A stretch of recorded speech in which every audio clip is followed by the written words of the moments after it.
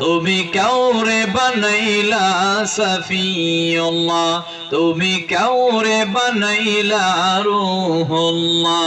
বলেন তুমি কাউরে বানাইলা সফিউল্লাহ, তুমি কাউরে বানাইলা রূহুল্লাহ।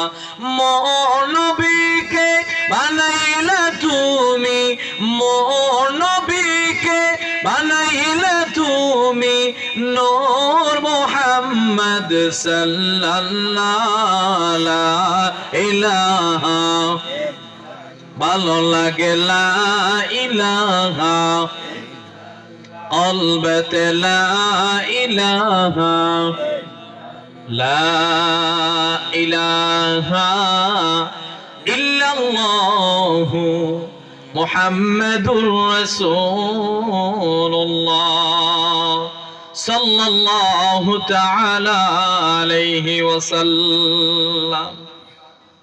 শামসুল উলামা আল্লামা সাহেব কেবলা ফুলতুলি রহমতুল্লাহ আলাইহি ও এলাকার সকল মুর্দেগানদের ইসলাত সাফ উপলক্ষে আজকের 14তম বাৎসরিক খতমে কোরআন নূরানী ইরফানি মুতাবাররাক মুনাওয়ার আজকের ওয়াজ ও দোয়া মাহফিলের সম্মানিত সভাপতি মণ্ডলী, আজকের মাহফিলের প্রধান অতিথি যিনি কিছুক্ষণ পূর্বে অত্যন্ত গুরুত্বপূর্ণ আলোচনা পেশ করেছেন, আমাদের অত্যন্ত শ্রদ্ধাভাজন আল্লামা সাহেব কেবলা ফুলতুলি রহমতুল্লাহ আলাইহির সুযোগ্য সাহেবজাদা আল্লামা হাফিজ ফখরুদ্দিন চৌধুরী ফুলতুলি। আল্লাহ তাআলা হুজুরের হায়াতের মধ্যে বরকত দান করে দেখ, আমিন বলবেন না?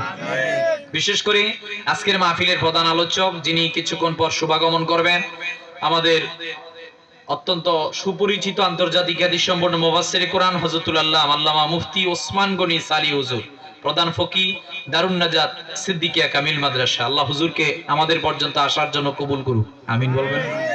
এছাড়া পোস্টারের মধ্যে যাদের নাম আছে, আমি সময় স্বল্পতার জন্য সকলের নাম নিতে পারলাম না।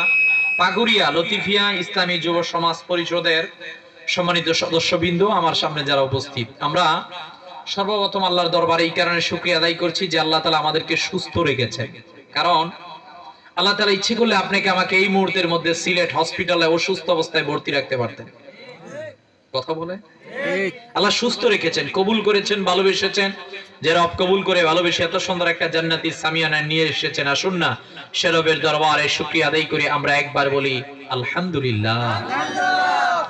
দরুদ ও সালাম পেশ করছি রাহমাতাল লিল আলামিন, শাফিউল মুজনিবিন, সাইয়্যিদুল আম্বিয়া ওয়াল মুরসালিন, আফতাবে নবুওয়াত, শাহানশাহ রিসালাত, সরকারে দু আলম, মক্কার বাতি, মদিনার জ্যোতি, the wonder of the universe, আপনার আমার শাফাতের কান্ডারি মুহাম্মাদুর রাসূল পড়ে নেই সাল্লাল্লাহু আলাইহি ওয়াসাল্লামের উপর। সেই নবীজির উম্মত যে আল্লাহ সুবহানাহু ওয়া তাআলা আমাদেরকে বিনা দরখাস্তে করেছেন, এজন্য আমরা আরেকবার বলবো আলহামদুলিল্লাহ।